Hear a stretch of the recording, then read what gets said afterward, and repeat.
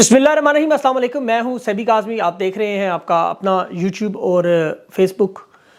नाज़रीन, ज़रा पहले हालात सुन लें और दिल थाम कर सुने। मोहम्मद बिन सलमान का दौरा कैंसिल हुआ। वो भारत में एक ऐसा ऐलान करने जा रहे हैं कि वो शेर है परवीन शाकिर का, रूह तक उतर आएगी तासीर मसीहाई की। ये हुआ क्या? दौरा ऐलान हुआ, फिर मुलतवी हुआ। कहानी क्या है? नरेंद्र मोदी हिंदुस्तान के वज़ीर आज़म ने सुप्रीम कोर्ट में लिख कर दिया कि मैं कश्मीर में, मकबूजा कश्मीर में इलेक्शन इंतखाबात कराने को तैयार हूँ। अब पाकिस्तान के हालात देखकर मकबूजा कश्मीर के लोग भी खुश है कि शुक्र है वहाँ नहीं, यहाँ इलेक्शन तो हो रहे हैं।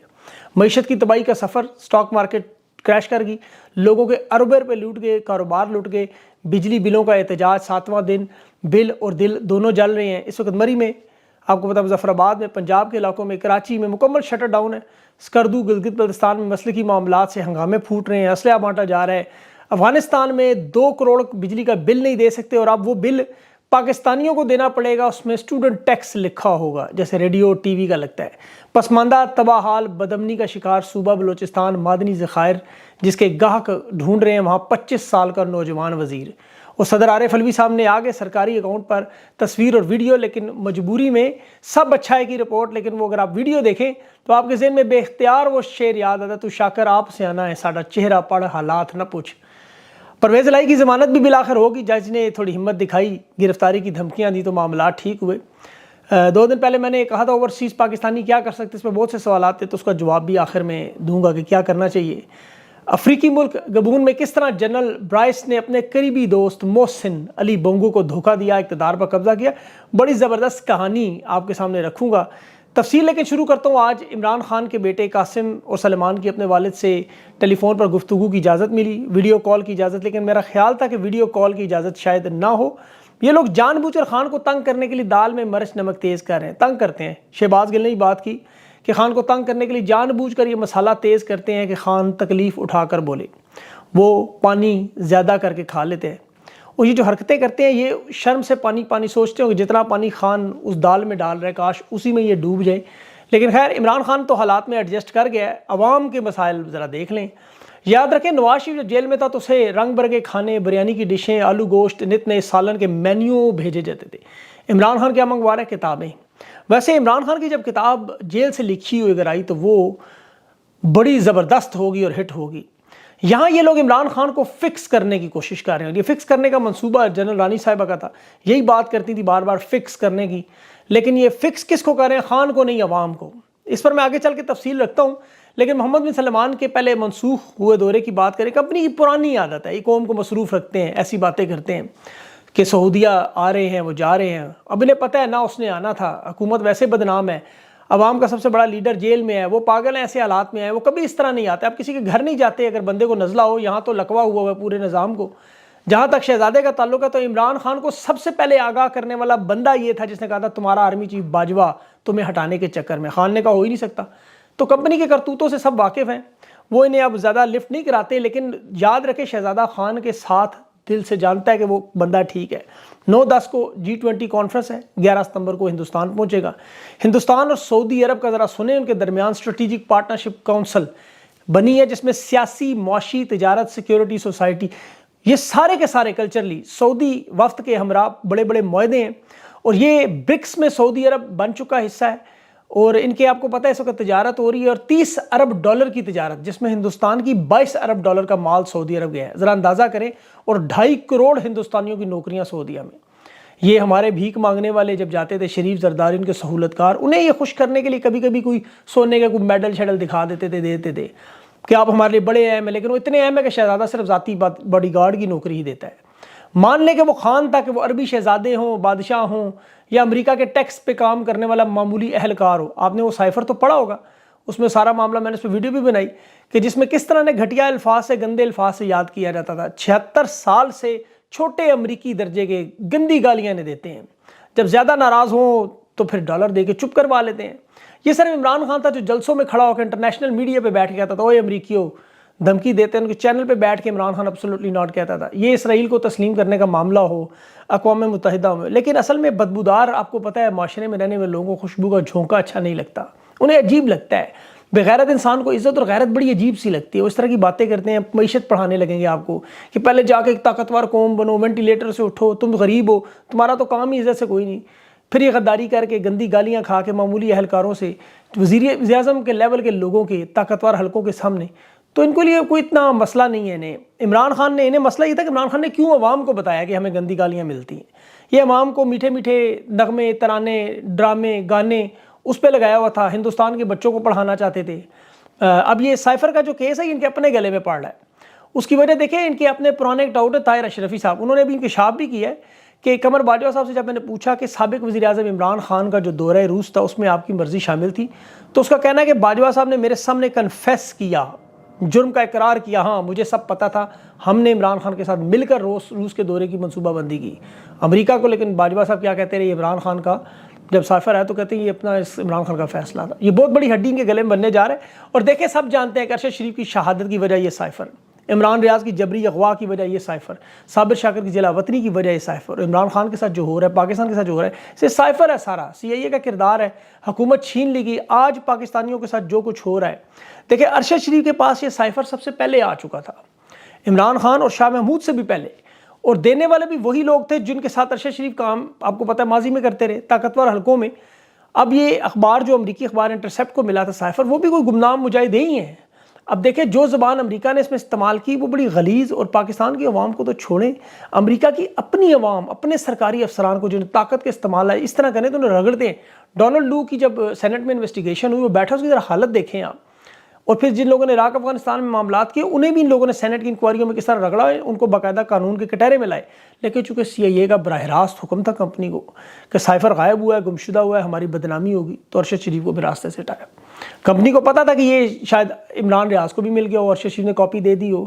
پھر ارشد شریف کو تو دیکھیں انصاف مل نہ سکے شاید اس دنیا میں، لیکن اس کے ظالموں کا جو اس کے مجرم ہیں ان کا انجام برا ہے۔ یہ میرے رب کا نظام ہے کہ ظالم جتنا مرضی ہو۔ ابھی دیکھیں پولیس والوں کو جو کینیا میں بحال ہوئے، پروموٹ ہوئے، انہیں کلیئرنس لیٹر جو ملا وہ پاکستان سے ملٹری اتاشی نے کینیا کی حکومت کو دی۔ ذرا اندازہ کریں، تاکہ کل یہ کیس اگر انٹرنیشنل کورٹ میں کوئی اوورسیز پاکستانی لے جائے اور کہے جی دیکھیں یہ معاملہ ہوا تو ہمارے پاس ثبوت ہو، جی پاکستان نے تو ہمیں باقاعدہ کلیئر کیا ہوا ہے، ہمارے ساتھ تعاون کر رہے ہیں۔ اب ارشد شریف کی بیوہ ہیں وہ جویریہ صدیقی، وہ لکھ رہی ہیں کہ 2 مہینے سے سپریم کورٹ میں ارشد شریف کیس کی قتل کی سماعت نہیں ہو رہی، تاریخ ہی نہیں مل رہی، اور اسی طرح عمران ریاض کو بھی 2 مہینے ہو چکے ہیں سپریم کورٹ میں، اس کی بھی کیس کی باری نہیں آ رہی، کوئی سننے کو تیار ہی نہیں۔ اور جس طرح پھر انہوں نے باجوہ صاحب کو جانے دیا، بھی ساری چیزیں ثابت کرتی ہیں کہ انصاف یہ کبھی نہیں کرنا چاہتے۔ لیکن اس کا حال پھر کیا ہوتا ہے، معیشت دیکھ لیں، معیشت آج اسٹاک ایکسچینج میں بلڈ بات ہوا، تباہی بربادی ہوئی اکانومی کی، انویسٹر سر پہ ہاتھ رکھ کے رو رہا ہے، اربوں کا نقصان، شیئر مارکیٹ تباہ ہوئی، پاکستانی روپے کی قدر میں کمی ہوئی، معیشت میں جو اس وقت غیر یقینی صورتحال ہے، کسی کو سمجھ نہیں آ رہی کرنا کیا ہے۔ اب ان کے پاس انا، ضد، غصہ، انتقام، نفرت، عداوت اور حسد ہے، 75 سال کی حکمرانی ہے۔ دوسری طرف جو بجلی کا آپ کا انتظام دیکھ رہے نظام، وہ آتش فشاں تھا جسے عمران خان نے کنٹرول کیا ہوا تھا۔ 2021 میں دیکھیں IPPs کے معاہدے میں دیکھ رہا تھا، اس کی ادائیگی ڈالروں کی جگہ روپوں میں خان نہ کرتا، ان کو آڈٹ نہ کرتا، آپریشنل کاسٹ نہ کم کرتا، تو یہ شریف اور زرداریوں کے جو معاہدے تھے، آپ یقین کریں آج جو ستمبر میں 90 روپے یونٹ جا رہا ہے، یہ کم از کم 250 روپے یونٹ تک چلا جاتا، تو آپ کی چیخیں نکل ہی نہ سکتی، مریض تک تو پہنچنا دور، نکلتی ہی نہیں۔ کمپنی کو $177 کا ڈالر، 33 ارب کی برآمدات، 33 ارب کی فورن ریمیٹنس اور 12% مہنگائی، 6% اکانومی، کسان کارڈ، لنگر خانے، مزدور روزگار، 15% انٹرسٹ ریٹ، ڈرون حملے بند، دہشت گردی بند، چوکیاں ختم۔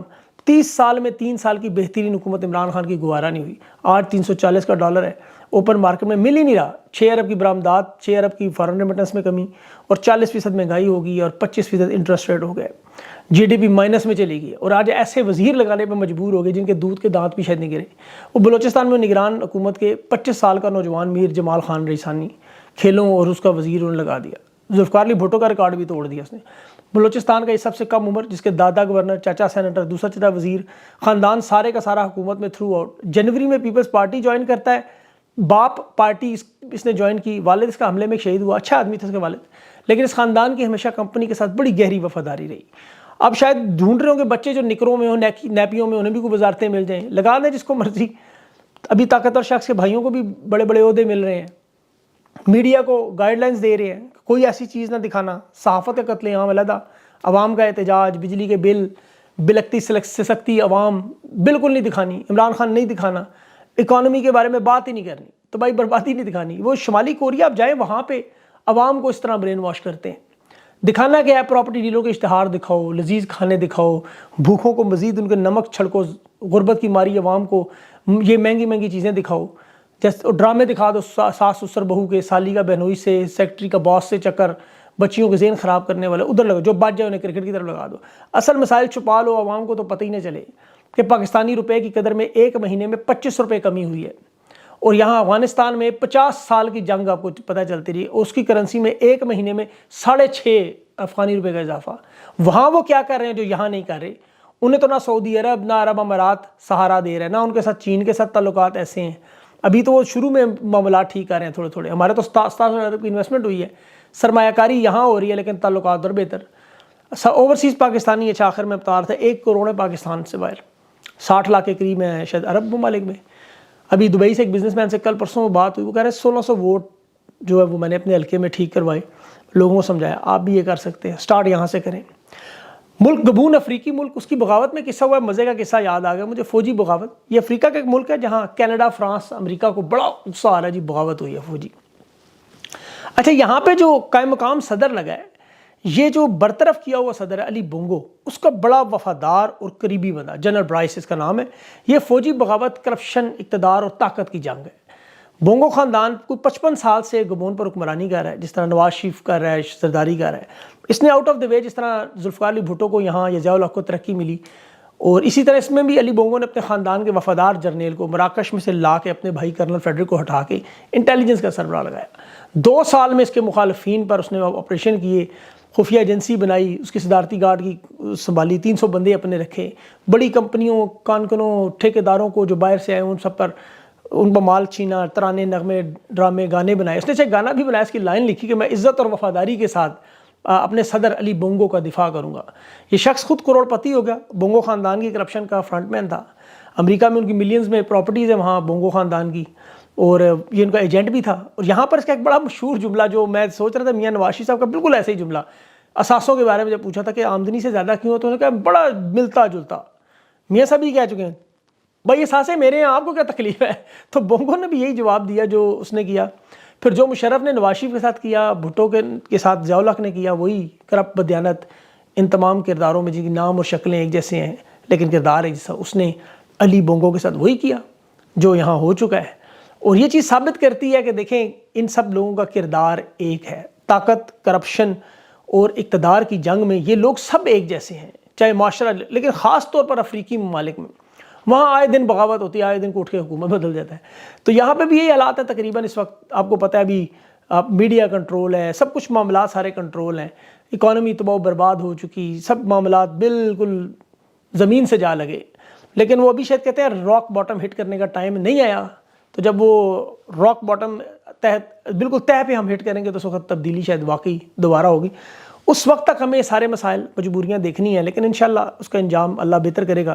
اللہ سے دعا کریں، مایوسی کفر ہے، آپ کو پتہ ہے، یہ سب کچھ انشاءاللہ ٹھیک ہوگا۔